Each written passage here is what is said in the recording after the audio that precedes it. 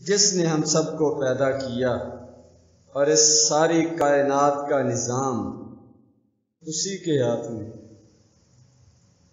لاکھوں کروڑوں درود و سلام نبی آخر الزمان حضرت محمد صلی اللہ علیہ وسلم کی ذات گرامی پر، جن کو اللہ تبارک و تعالیٰ نے ہماری رشد و ہدایت کے لیے، ہماری رہنمائی کے لیے، ہمیں سیدھا رستہ دکھانے کے لیے اپنا آخری رسول بنا کر بھیجا۔ حمد و صلوات کے بعد محترم سامعین گرامی،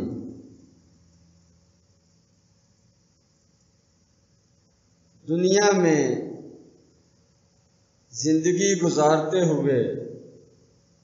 ہر انسان کو، ہر جاندار کو کھانے پینے کی ضرورت ہے، لباس کی ضرورت ہے، رہائش کی ضرورت ہے، اور اس کے لیے وہ کام کاج کرتا ہے، محنت مزدوری کرتا ہے، روزی کماتا ہے، اور اس سے اپنی اور اپنے گھر والوں کی ضروریات کو پورا کرتا ہے۔ تو یہ زندگی کا حصہ ہے، یہ زندگی کا نظام ہے۔ تو اللہ تبارک و تعالیٰ نے رزق کے مختلف بہانے بنائے ہیں۔ جس انسان کو، جس ذی روح کو اللہ تبارک و تعالیٰ نے دنیا میں بھیجا ہے، تو اس کے ساتھ اس کا رزق بھی بھیجا ہے۔ جتنی اس نے زندگی گزارنی ہے، اس حساب سے اس کے لیے اللہ تبارک و تعالیٰ نے رزق کا بندوبست بھی کیا ہے، اور جس کے مقدر میں جتنا رزق ہے وہ اس کو پورا کرنے سے پہلے اس دنیا سے نہیں جائے۔ قرآن مجید میں اللہ تبارک و تعالیٰ نے فرمایا، وَمَا مِن دَابَّةٍ فِي الْأَرْضِ إِلَّا عَلَى اللَّهِ رِزْقُهَا، کہ زمین پر جو بھی زندہ چیز ہے، جاندار چیز ہے، چلنے پھرنے والی چیز ہے، انسان ہو یا اس کے علاوہ دیگر مخلوقات، فرمایا علی اللہ رزق، اللہ پر اس کا رزق ہے۔ اللہ تبارک و تعالیٰ نے اس کا رزق اپنے ذمے لیا ہے، اس کے رزق کا بندوبست کیا ہے۔ کتنی لمبی لمبی زندگی وہ انسان گزارتا ہے، 100 سال تک عمریں لوگوں کی چلی جاتی ہیں، اور اس کے علاوہ دیگر مخلوقات وہ بھی بڑی لمبی لمبی زندگی گزارتے ہیں۔ تو جب تک وہ زندہ ہیں، جتنی ان کی زندگی ہے، اللہ تبارک و تعالیٰ کسی نہ کسی بہانے سے ان تک ان کا رزق پہنچاتے رہتے۔ نبی کریم صلی اللہ علیہ وسلم نے فرمایا، سلسلہ صحیحہ کی اندر یہ روایت موجود ہے، فرمایا کہ ان جبرائیل القا فی روعی، کہ جبرائیل علیہ السلام نے میرے دل میں یہ بات ڈالی ہے، مجھ تک یہ اللہ کا پیغام اور وحی پہنچائی ہے۔ فرمایا ان احدا منکم لن یخرج من الدنیا حتی یستکمل رزقہ، فرمایا کہ تم میں سے کوئی ایک اس دنیا سے اس وقت تک نہیں جائے گا جب تک اپنا رزق پورا نہ کر۔ فاتقوا اللہ واجملوا فی الطلب، پس اللہ سے ڈرو، اس کی نافرمانی سے بچو، اور حرام طریقے سے رزق حاصل کرنے کی کوشش نہ کرو۔ وَأَجْمِلُوا فِي الطَّلَبِ، رزق حاصل کرنے میں اچھا طریقہ اپناؤ، حلال طریقہ اپناؤ، جو اللہ تبارک و تعالیٰ نے لکھ دیا ہے، اور جتنی تمہاری زندگی ہے وہ تم نے پوری کر کے جانا، وہ رزق تمہیں مل کر رہے گا۔ اس لیے فرمایا کہ اس کو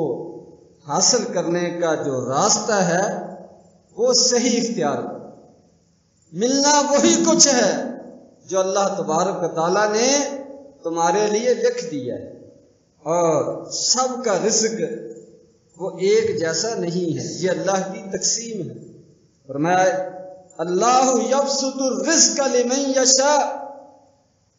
من عبادہ ویقدر لہ، کہ اللہ تبارک و تعالیٰ اپنے بندوں میں سے جس کے لیے چاہتے ہیں روزی وہ وسیع کر دیتے ہیں، اس کو وافر مقدار میں رزق دیتے ہیں،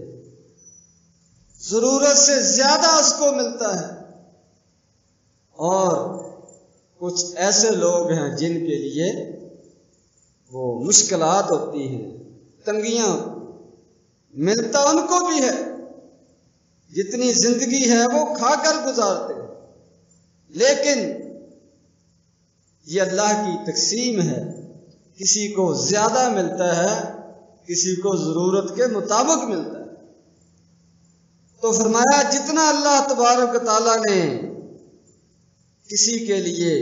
مقدر کیا ہے وہ اس سے زیادہ حاصل نہیں کر سکتا، اور نہ ہی اس سے محروم رہ سکتا ہے۔ تو ہمارے لیے حکم یہ ہے کہ رزق حاصل کرنے میں، روزی کمانے میں، اپنی ضروریات کو پورا کرنے کے لیے راستہ یہ صحیح اختیار کرنا چاہیے۔ یہ امتحان ہے، یہ دنیا امتحان گاہ ہے، تو جو صحیح راستہ اختیار کرے گا اس کو بھی وہی ملنا ہے جو اس کے مقدر میں ہے، اور جو غلط راستہ اختیار کرے گا اس کو بھی وہی ملنا ہے جو اس کے مقدر میں ہے۔ یہ نہیں کہ غلط راستہ اختیار کرنے والا وہ زیادہ حاصل کر لے گا، ایسا نہیں ہے، یہ انسان کی بھول ہے، اس کا ایک خیال ہے کہ شاید حرام طریقے سے میں زیادہ کما لوں گا، زیادہ حاصل کر لوں گا، یہ اس کا شیطانی وہم ہے۔ یہ رزق اللہ تبارک و تعالیٰ نے جب انسان دنیا میں آتا ہے اسی وقت وہ فرشتے کو حکم دے دیا جاتا ہے کہ اس کی عمر بھی لکھ لو، اس سے پہلے یہ فوت نہیں ہوگا، اور اس سے آگے بھی نہیں جا سکتا، اور اس کا رزق بھی لکھ لو، اس سے زیادہ یہ حاصل نہیں کر سکتا، اور اس سے کوئی اس کو محروم بھی نہیں کر سکتا، جتنا وہ لکھ دیا ہے وہ اس کو مل کر رہے گا، پورا کر کے دنیا سے جائے گا۔ تو یہ دل کو ایک سمجھانے والی بات ہے کہ اللہ تبارک و تعالیٰ نے جتنا رزق، جتنی روزی، جتنی مال و دولت، زندگی کی تمام سہولیات جو بھی انسان کے لیے اس کی ضرورت ہے وہ سب لکھ دی۔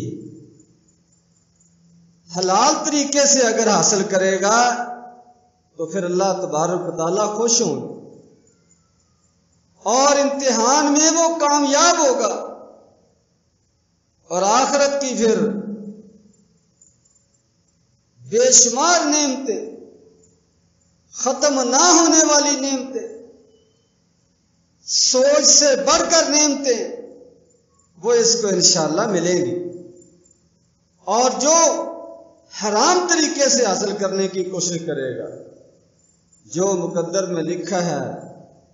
اس کو وہ مل جائے گا، لیکن اپنے رب کو ناراض کر بیٹھے گا اور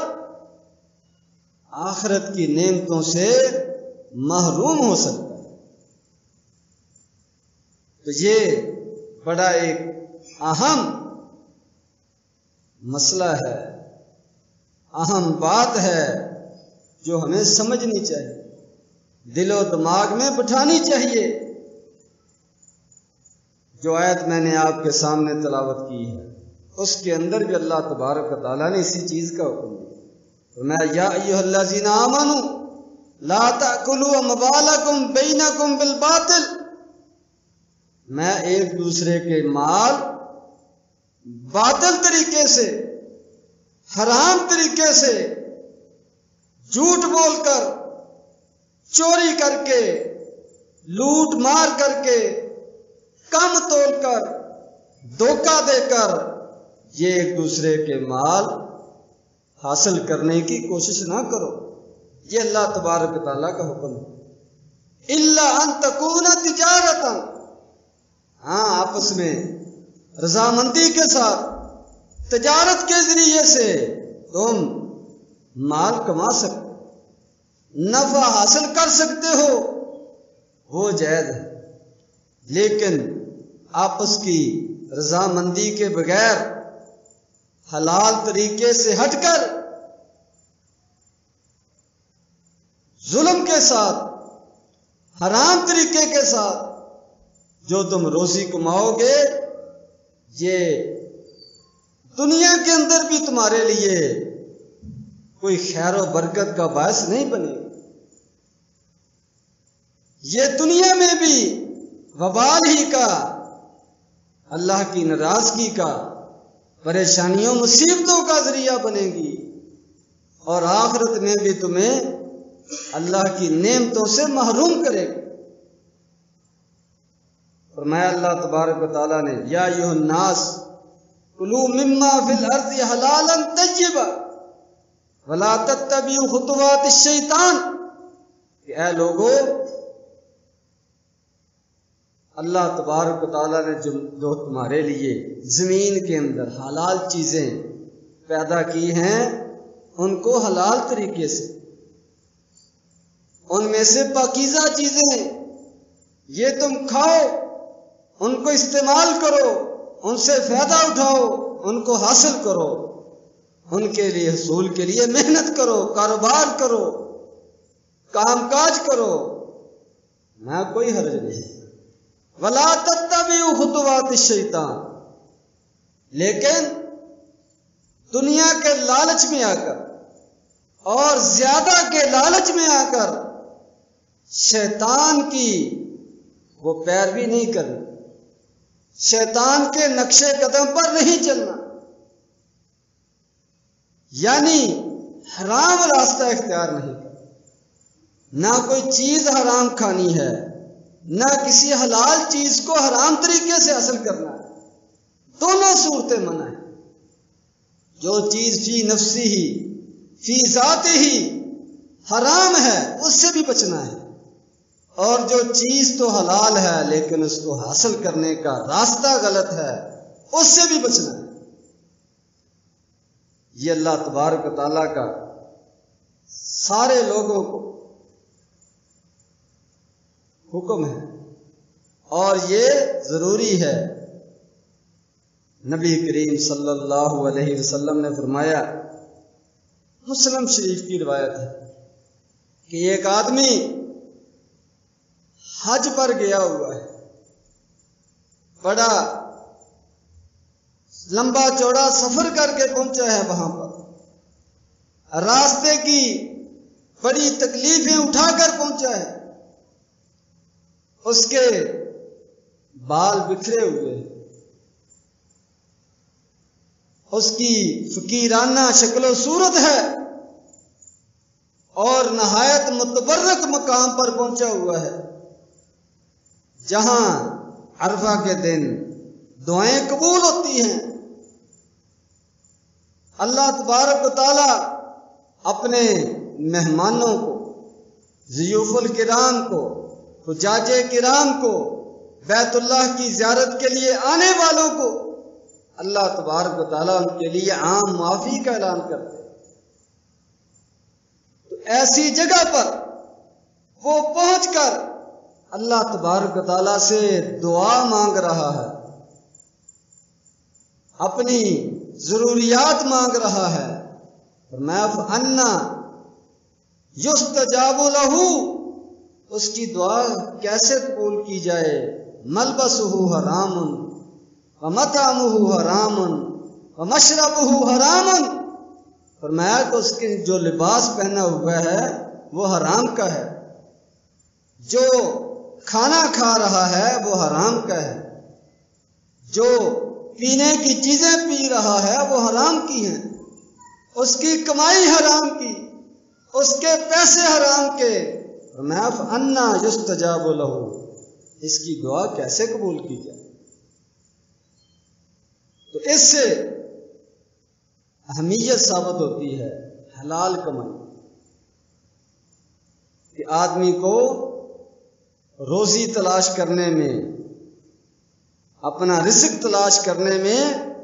حلال کا خیال رکھنا چاہیے۔ زیادہ کے لالچ میں آ کر اور فوری کے لالچ میں آ کر حرام کا ارتکاب، اس کی اجازت نہیں۔ اور اگر ایسے طریقے سے وہ کچھ کمائے گا بھی تو پہلی بات تو یہ ہے کہ اتنا ہی اس کو ملے گا جتنا اس کے مقدر میں لکھا ہوا، اس سے زیادہ نہیں حاصل کر سکتا۔ اور پھر یہ اس کے لیے دنیا کے اندر بھی وبال کا ذریعہ بنے، جیسے کہ اس روایت میں کہ حج کے لیے گیا ہوا ہے، مسافر ہے اور نہایت فقیرانہ حالت ہے، اور جگہ بھی ایسی ہے جہاں دعائیں قبول ہوتی ہیں، لیکن اس کے باوجود اس کی دعا کو رد کر دیا جاتا ہے کہ اس کی کمائی حرام۔ نبی کریم صلی اللہ علیہ وسلم نے فرمایا، مسلم شریف کی روایت، میں تمہیں پتہ ہے مفلس، کنگال، فقیر، مسکین کون ہوتا ہے؟ صحابہ اکرام نے عرض کیا، جس کے پاس درم دینار نہ ہو، روپیہ پیسہ نہ ہو،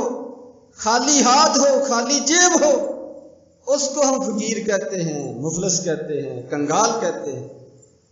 فرمایا کہ یہ مفلس نہیں ہے، یہ کنگال نہیں ہے، یہ فقیر نہیں ہے، یہ تو مانگ کر بھی گزارا کر سکتا ہے، اس کو تو لوگ بھی تعاون کر سکتے ہیں۔ اصل فقیر اور مفلس اور کنگال وہ ہے میں جو قیامت والے دن آئے گا، بڑے نیک اعمال کے پہاڑ اس کے ساتھ ہوں گے، لیکن اس کے ساتھ ساتھ اس نے قد ظلم ھذا، کسی پر ظلم کیا ہو، قد اکل مال ھذا، کسی کا مال کھایا ہوگا، وقد ضرب ھذا، کسی کو مارا ہو، قد شتم ھذا، کسی کو گالی دی ہوگی، حقوق غصب کیے ہوں گے لوگوں کے، لوگوں پر ظلم و ستم کیا ہوگا، لوگوں کا ناجائز طریقے سے، حرام طریقے سے، دھوکے کے ساتھ، جھوٹ کے ساتھ مال کھایا ہوگا، قبضہ کیا ہوگا، تو فرمایا سارے مظلوم اکٹھے ہو جائیں گے اور اللہ تبارک و تعالیٰ فرشتوں کو حکم دیں گے کہ جس کا جتنا حق بنتا ہے اتنی اس کے نامہ اعمال سے نیکیاں ان کو دے دی جائیں، اس کے نیکیاں تقسیم کر دو۔ جس پر جتنا اس نے ظلم کیا، جس کا جتنا مال کھایا، جس پر جتنی زیادتی کی، جتنے حقوق غصب کیے، اس حساب سے اس کی نیکیاں ان میں تقسیم کرو تو نیکیاں ختم ہو جائیں، لیکن لوگ ابھی کھڑے ہوں گے تو پھر فرشتوں کو حکم ہوگا کہ آپ ان مطالبہ کرنے والوں کے گناہ وہ اس کو دے دیے جائیں اس حساب سے جس قدر اس نے ان کے ساتھ زیادتی کی ہو، تو پھر ان کے گناہ اس کے اوپر لاد دیے جائیں گے۔ فرمایا یہ ہے مسکین، یہ ہے مفلس، یہ ہے کنگال کہ بڑا پہاڑ اعمال کا نیکیوں کا لے کر آیا، بڑا سرمایہ اس کے پاس تھا نیکیوں کا، سارا تقسیم ہو گیا، اور صرف وہی تقسیم نہیں ہوا، اسی سے ہاتھ نہیں دھو بیٹھا بلکہ اوپر مقروض بھی ہو گیا، دوسروں کی جو گناہ ہیں جرائم ہیں وہ اس کے کھاتے میں ڈال دیے اور پھر اس کو گھسیٹ کر جہنم کے اندر پھینک دیا جائے۔ تو یہ ہے حرام کھانے کا نتیجہ، ظلم کرنے کا نتیجہ۔ اس لیے ہم میں سے ہر ایک کو یہی سوچ رکھنی چاہیے، یہی کوشش کرنی چاہیے کہ اللہ تبارک و تعالیٰ جتنا بھی رزق دے حلال طریقے سے دے، تاکہ وہ دنیا میں بھی ہمارے لیے خیر و برکت کا ذریعہ بنے۔ حلال کے اندر برکت ہے چاہے وہ تھوڑا ہی ہو، اور حرام کے اندر برکت نہیں ہے، نحوست ہے چاہے وہ جتنا مرضی ہو جائے۔ صرف دل کو سمجھانے کی بات ہے۔ اللہ تبارک و تعالیٰ اپنے خاص فضل و کرم سے حلال پر اکتفا کرنے والا، حلال پر گزارا کرنے والا اللہ تبارک و تعالیٰ اس کی مدد کرتے ہیں، اس کی ضروریات کو پورا کرتے ہیں، اس کو ایسی ضروریات پڑنے ہی نہیں دیتے جو اس کے لیے مالی طور پر پریشانی کا باعث بنے۔ اور اس کے برعکس حرام کھانے والا وہ پریشانیوں میں گھرا رہتا ہے اور یہ مال اس کو پریشان کیے رکھتا ہے، اس کی بھی ضروریات پوری نہیں ہوتی۔ اس لیے نبی کریم صلی اللہ علیہ وسلم نے جو فرمایا وَأَجْمِلُوا فِي الطَّلَبِ، کہ رزق حاصل کرنے میں، روزی کمانے میں اچھا راستہ اختیار کرو، حلال راستہ اختیار کرو۔ تو اللہ تبارک و تعالیٰ سے دعا ہے ہمیں قرآن و حدیث کو سمجھنے کی، اس پر عمل کرنے کی توفیق عطا فرمائے۔ وآخر دعوانا ان الحمد للہ رب العالمین۔